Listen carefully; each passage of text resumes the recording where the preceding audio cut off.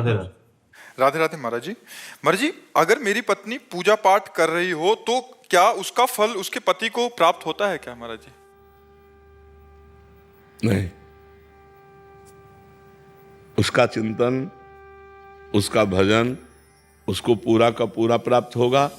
आप यदि साधन भजन करेंगे तो आपने पाणी ग्रहण लिया है, आपकी अर्धांगिनी उसको प्राप्त होगा।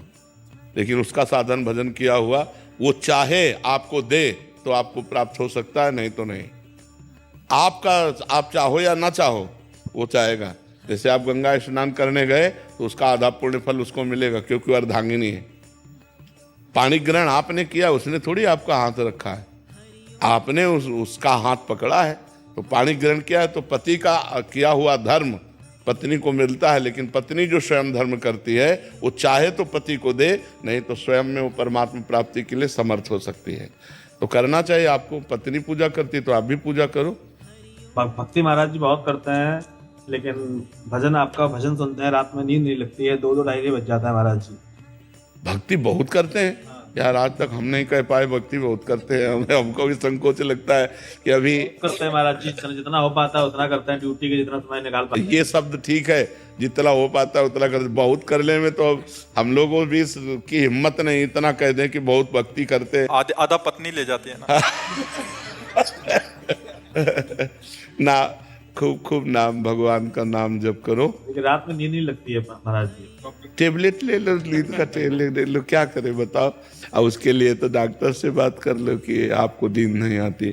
नींद ना आने का मतलब है शरीर का अधिक परिश्रम से युक्त ना होना, माइंड का अधिक परिश्रम से युक्त हो जाना।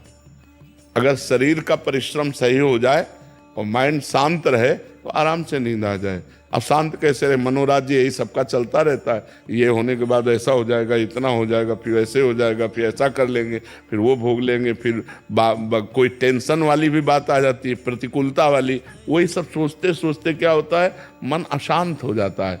अशांत से कुतः सुखम, जो अशांत मन है उसमें सुख नहीं तो नींद कहाँ।